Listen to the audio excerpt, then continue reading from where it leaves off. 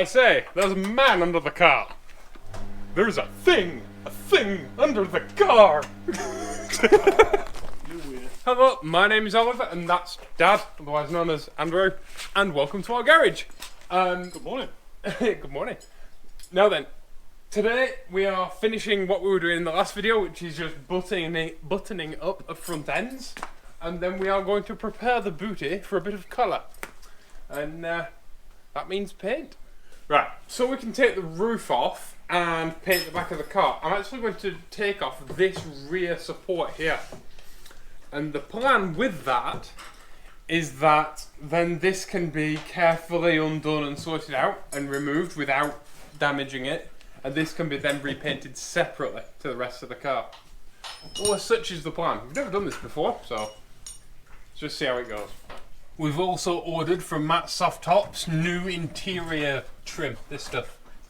So that is on the way. And should be here just in time for getting this thing all finished. It's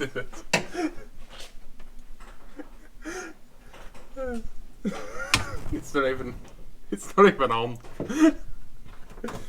This is the original roof from the 70s, and it's been glued and repaired, and it's come unstuck and it's shrunk. It's horrible. But it's not as horrible. Well, it's mouldy inside, so it's actually, yeah, it is slightly more horrible than the roof on my car, which is a very cheap replica. And I'm very jealous of my mum and dad, because they have a brand new roof. And my horrible cheap replacement roof is unfortunately still on my car.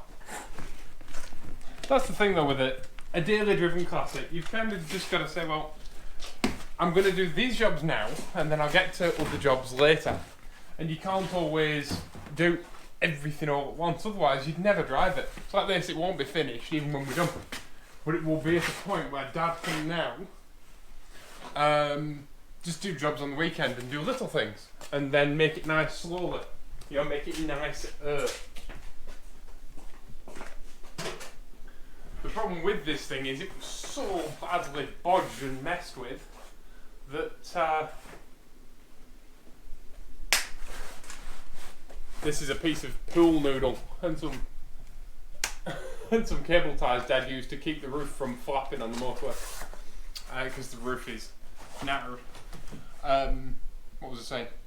This thing was so badly bodged that you couldn't make it nicer. That because you anything that you did, it was deteriorating faster than you could make it nicer. I'm sure there's some sort of Aesop's fable or something about something like that, but none come to mind. So yeah, what we've had to do is just get it to a level where it's nice-ish and it's not getting worse, and then it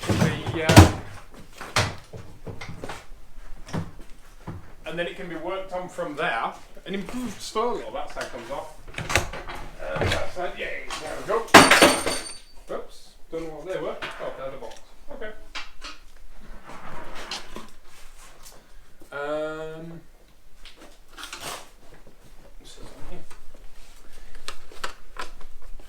Now, the problem with a car like this is it was so bodged and so knackered that it was getting worse faster than you could make it better.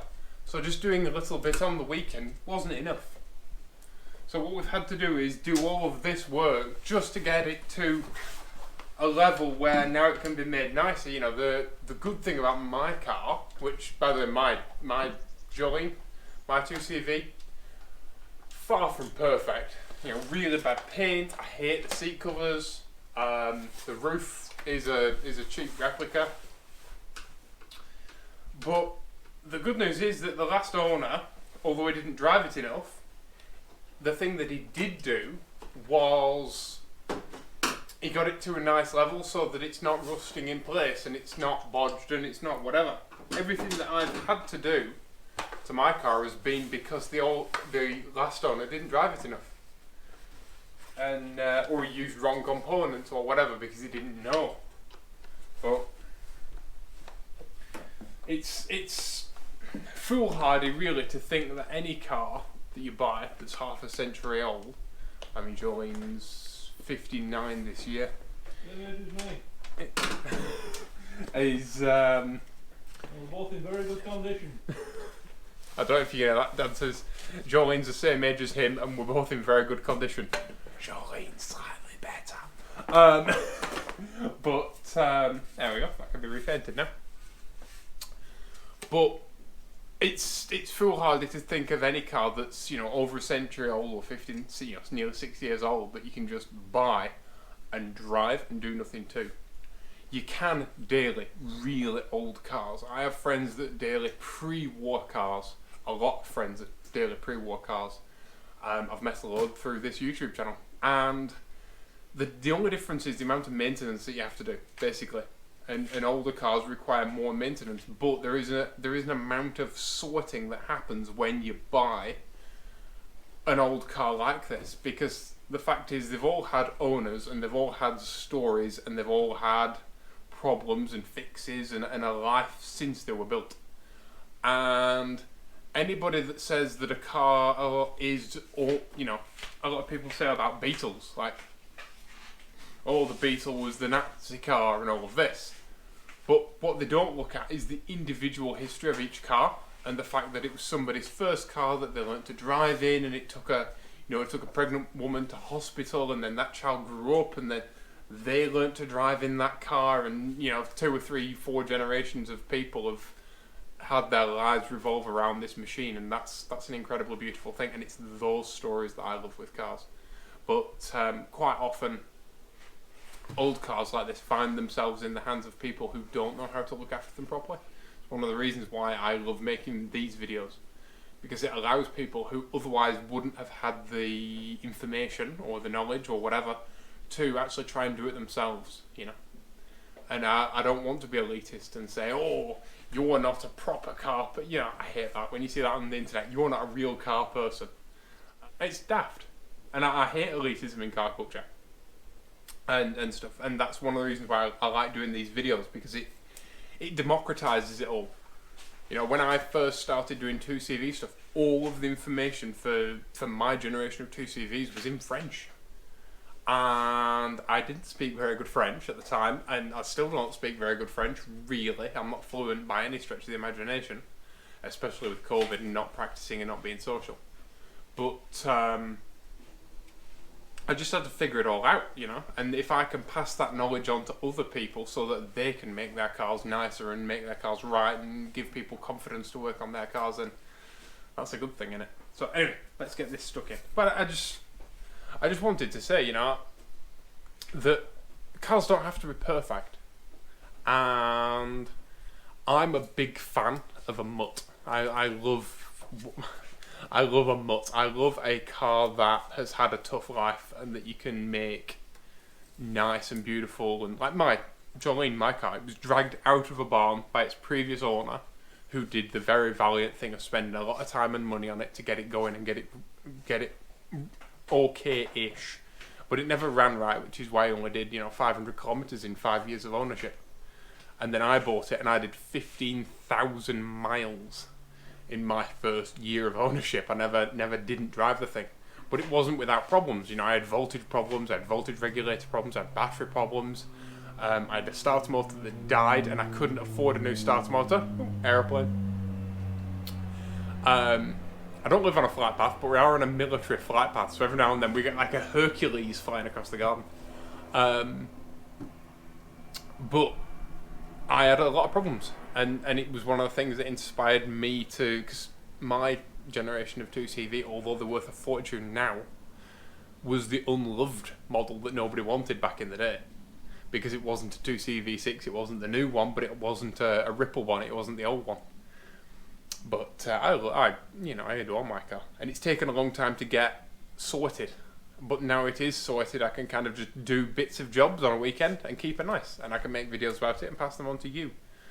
And I love that. That's awesome, and that's one of the reasons why I wanted to do Pandora as well, because Pandora is a mutt. She's the definition of mutt. Like, Pandora was, you know, rotting in a side yard. It's been crashed. It's been on fire. Like, this car even if you'd restored it, you would have had to replace every single part of it, and there'd have been no GTM left. And I kind of love that I get to make this car now, like, in my opinion, the most special GTM in the world, you know what I mean? And hopefully bring more attention to a type of car and a specific brand of car that is much forgotten and much, you know, just most people don't know they exist. And I've wanted one since I was a little kid, and now I get the opportunity to kind of pay that love forwards. And I love that. That's why I do YouTube in the first place. We'll repaint this separate because it's very, well, it's a complex thing. Because it's got a gutter in and stuff, you want to paint it really properly and get thick paint everywhere, especially in the gutter. And if we did it on the car, that'd be very tricky to do. But we can do it on a bench better. I'm sure we can come up with some new bits of rubber to stick on.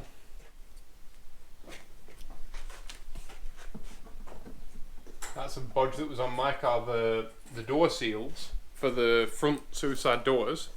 The last owner hadn't been able to get the door seals to fit properly, so he just cut them to death with a Stange knife.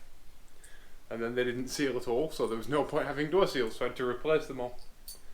And because I'm a pack rat and I keep everything, unlike somebody who throws away headlights around clips, I keep everything. So I've got the old door seals in a bag upstairs, and we can use the old door seals that are actually new door seals that we just cut to bits to make new little rubber bits for these. Keep everything, because it always comes in, even if somebody constantly tells you it won't do. And my dad is infamous for throwing things away the day before we need them, such as headlights around clips. Oh yeah. Not me, won't it? You do. He gets all frustrated because the storeroom fills up with stuff, and then he goes, "Oh, it's no good as this." And Dad's idea of tidying up is to put everything in a bin, and then we end up buying it all again.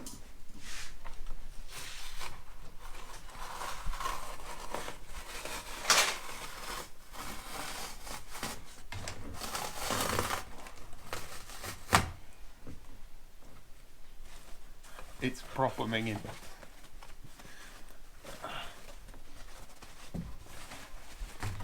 This is one thing that I won't be keeping on a shelf upstairs.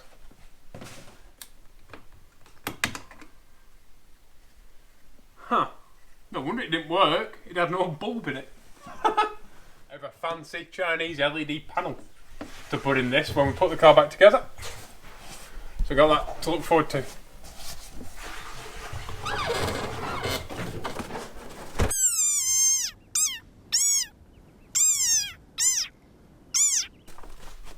And we'll store these in the round file.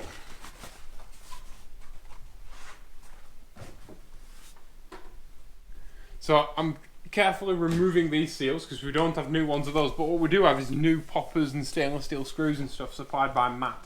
Now I have had a look at the new soft top and it's really nice. Beautiful quality. What I will say about Matt's soft tops though is I was highly recommended by many of my friends who I trust on like quality and stuff like that, said, you know, these are the best roofs. And I ordered it on faith, really. And the customer service has been absolutely astounding. I'm a massive fan of good customer service. To me is everything. And I will pay more money for a product from a company that gives me good customer service rather than going to a company that I can get the same product for slightly cheaper, but if I have a problem or I need to get in touch with them about shipping or anything like that, is a pain in the backside. Ordering from the UK is obviously difficult now with Brexit, but he's been absolutely fantastic. And I truly believe that companies are made and broken on the backs of their customer service. And to say that he's a tiny little company, you know, he is a company like I am a tiny little YouTube channel. He's a tiny little roof company. Like the personal service and the friendliness and I you know, needing to get in touch with somebody about an issue you have, and somebody instantly rings you back and says, right, what's up, how can I help, This is the information you need. Sorted. You know what I mean? You can't get better than that. And if you have a small company out there, my suggestion is that, like I say, customer service is everything. And on the back of just the customer service alone, just like I like classic car LEDs, in fact. Classic car LEDs that I use in my brake lights. Utterly fantastic company. Fantastic service. I know they're big in the 2CV community. A lot of people in the 2CV community love them for the reason that they have fantastic customer service. If you don't know what bulb you need, you can send them a picture of the old bulb and the fitting, and they'll get back in touch with you like straight away and tell you what you need.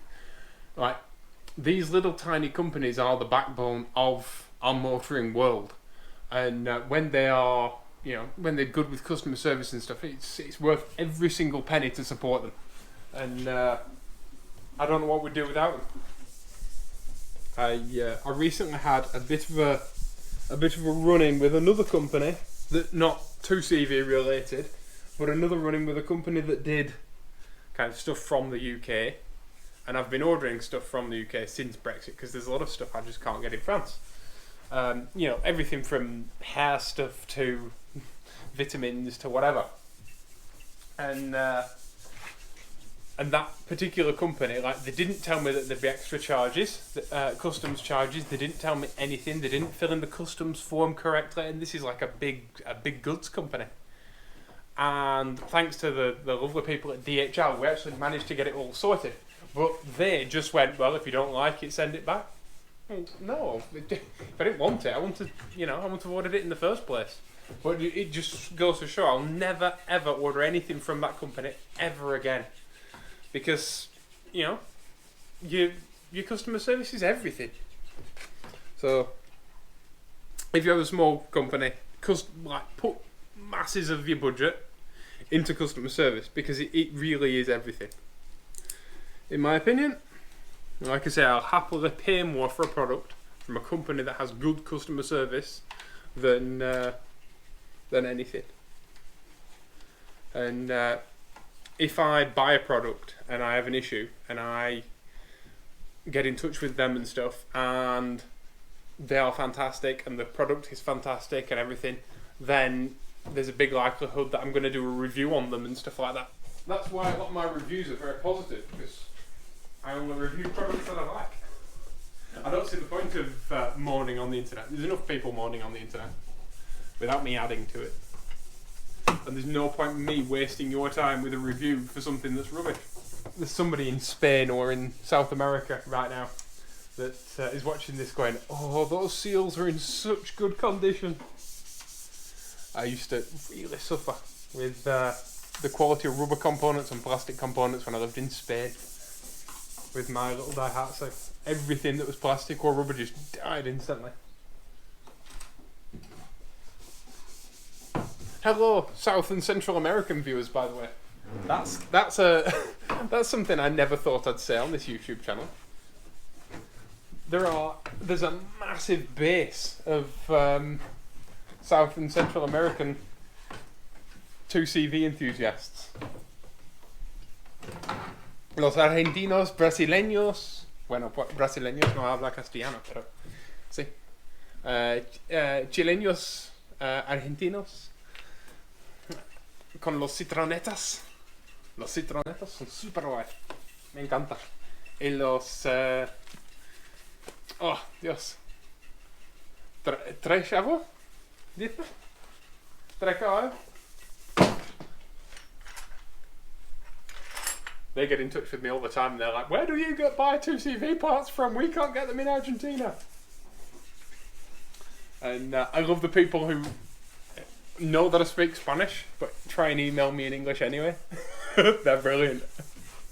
In fact, I love all of my foreign viewers who are non-English speaking viewers who try really, really hard to watch videos and send me emails and messages and stuff in like broken English. Superb.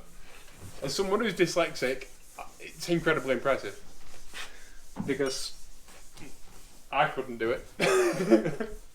Whenever you're sanding a panel, it's always a good tip, put a little bit of fair washing up liquid in your water, and that way any greasy marks get lifted off. and it keeps your wet and dry from clogging up.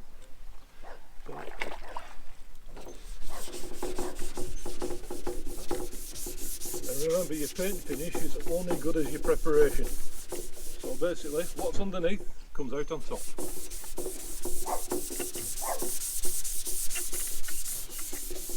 And you can use all sorts of filler primers. But if the preparation isn't done properly, basically what happens in 6 months' time when the paint shrinks back, it looks terrible. It looks fantastic when you first do it. 6 months later, it looks horrendous.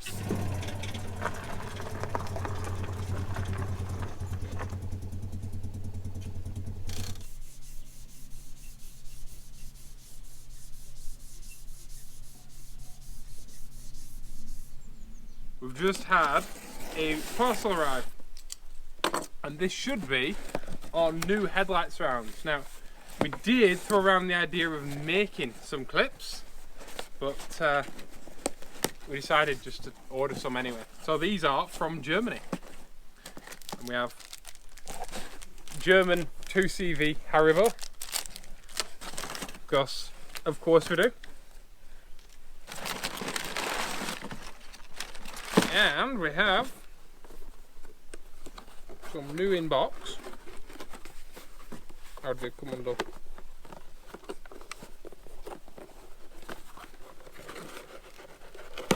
This way.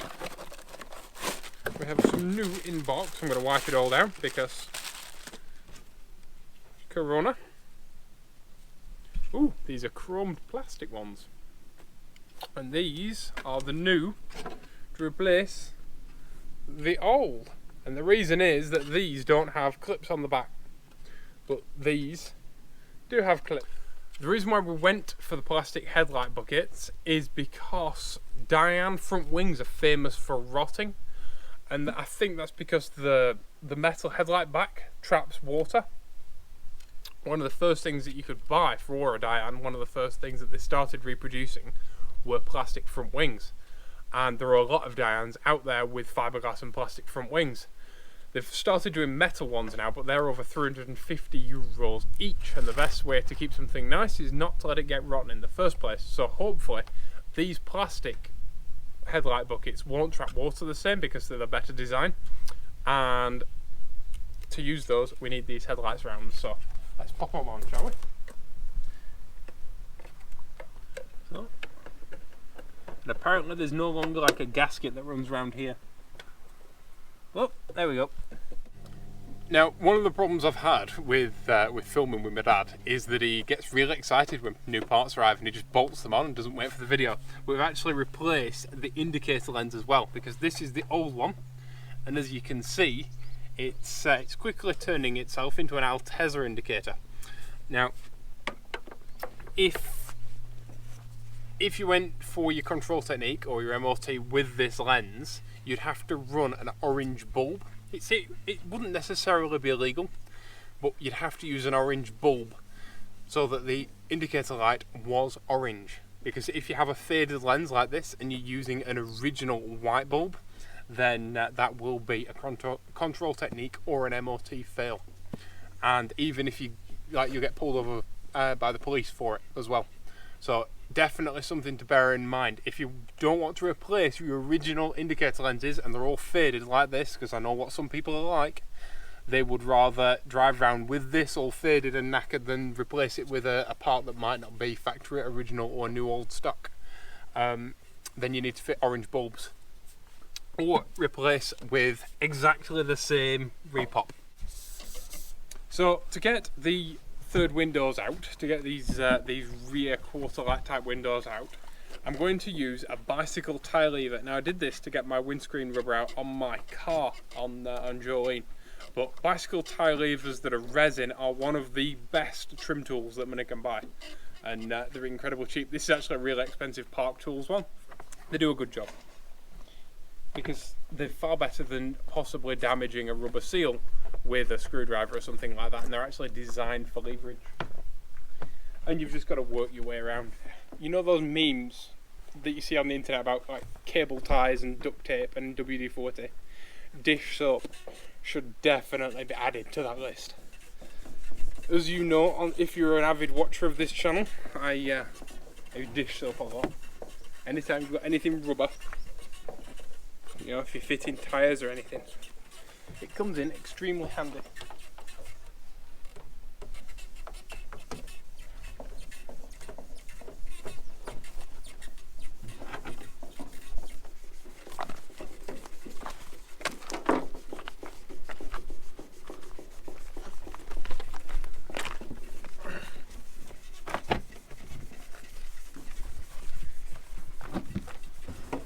There we go.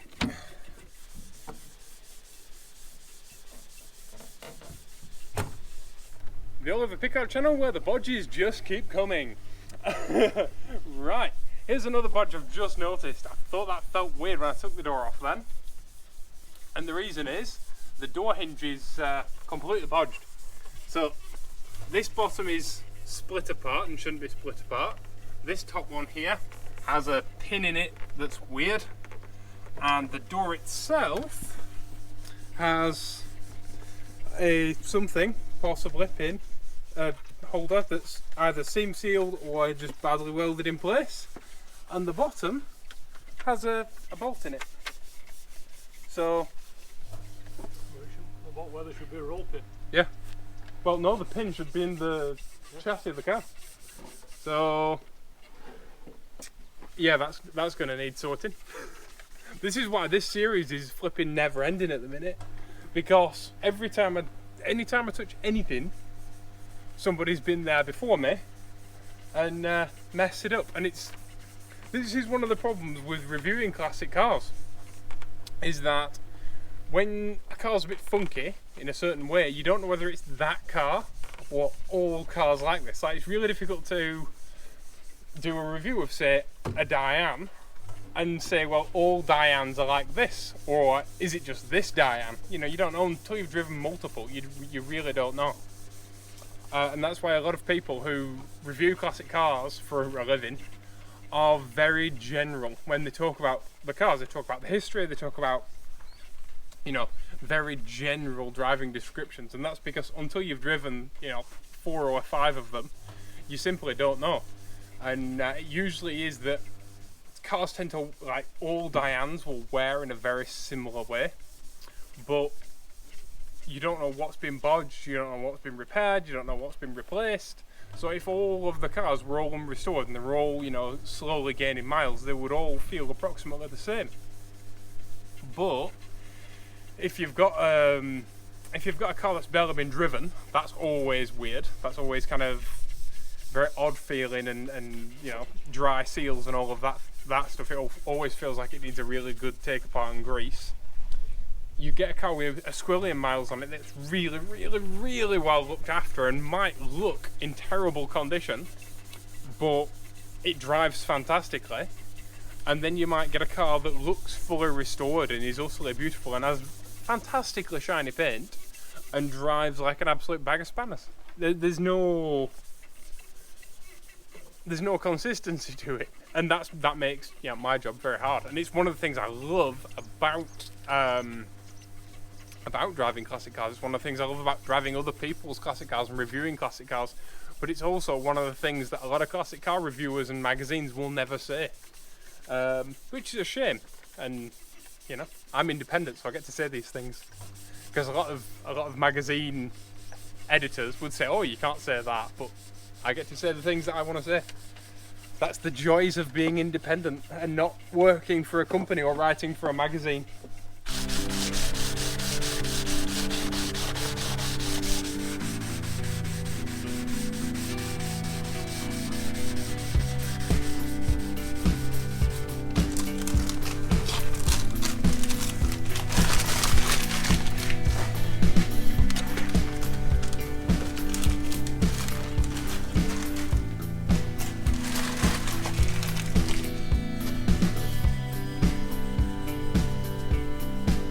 We saved you the rubbing down and bodywork because it's just a lot of laborious rubbing, and nobody really needs to see that. It's grunt work. It just takes forever. And we've reprimed all of the bare metal You don't need to prime everything because we're painting on top of the paint with the same sort of paint. So you just need to take the shine off, make sure it's a really nice level, and of course get any fingerprint marks off, which is a problem because I've just touched the paint. But we need to do all that. We're just discussing what to do with the interior, because spraying an interior like this without completely stripping the car is very difficult without getting overspray everywhere. Overspray is when the paint plumes and it basically sticks to everything. And this car, when we bought it, was full of overspray, and that's not something we want to redo. So we are discussing whether we want to brush paint it, and then we could always, you know, colour sand any little brush marks out. But this paint tends to lie really flat anyway, so we probably wouldn't get any brush marks in it.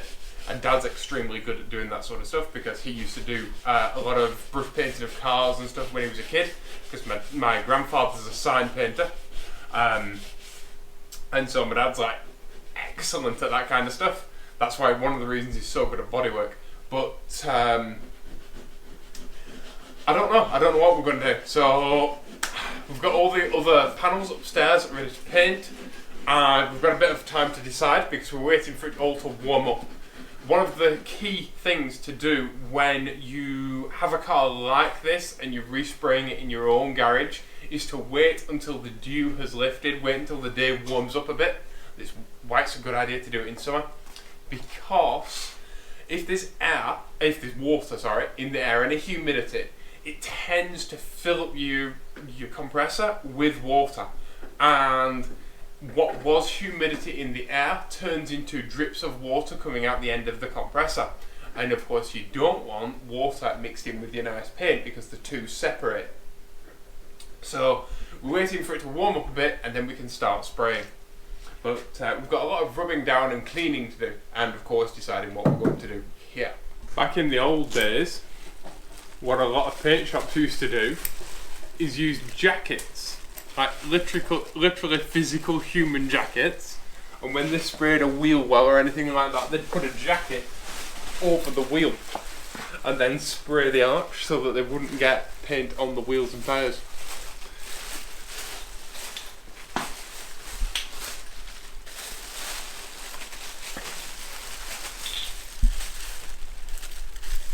So you get some scabby old jacket with like 1,000 coats of paint on it.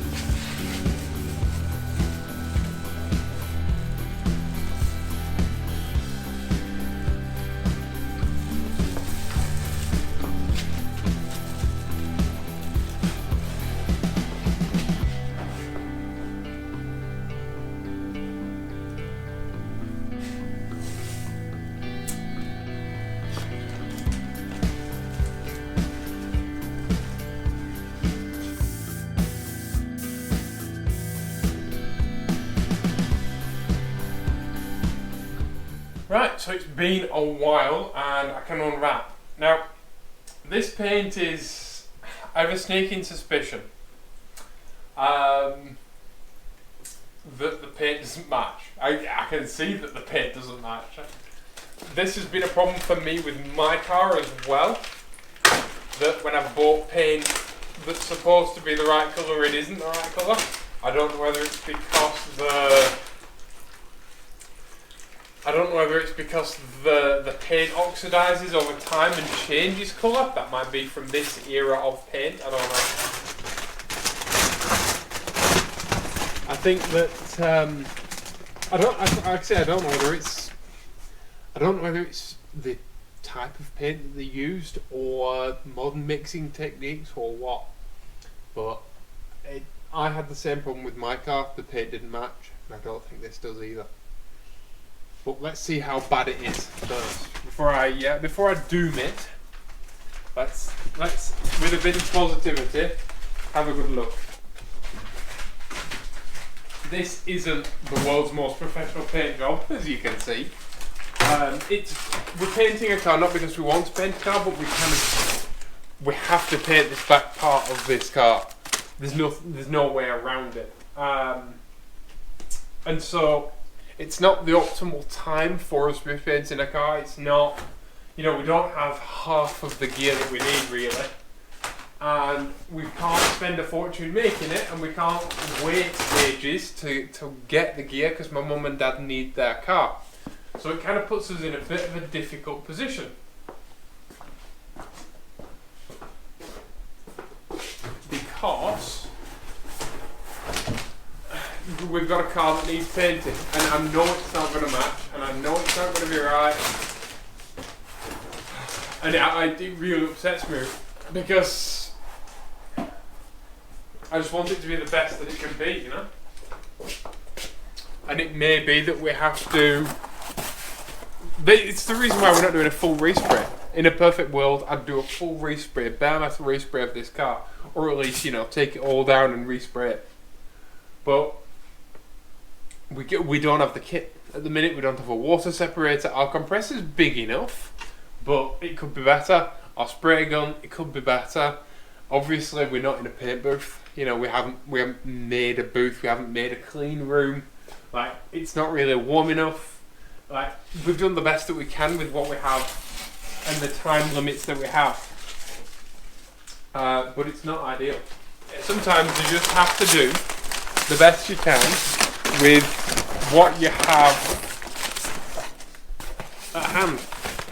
And one day, when we have the gear, this car will get a full respray because my parents are keeping it forever.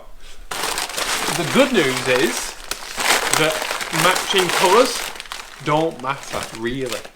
They're an aesthetic thing. And aesthetically, it matters. And aesthetically, you know, I don't sleep at night.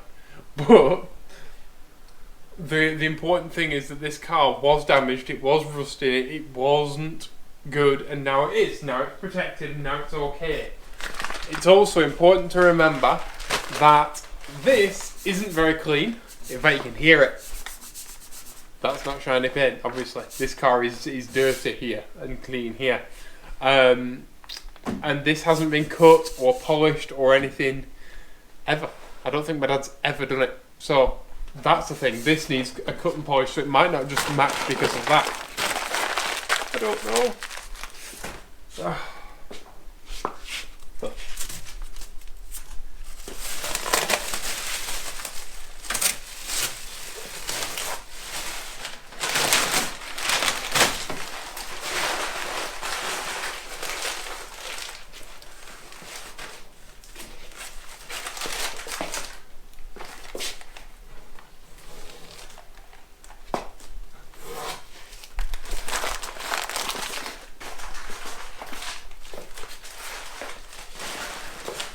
well, the moment of truth, I suppose.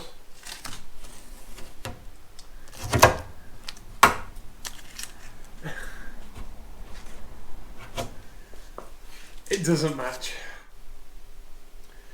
Well, that doesn't match. However, when you look at where the tape was, that doesn't match that, and I think that's just because this is super dirty.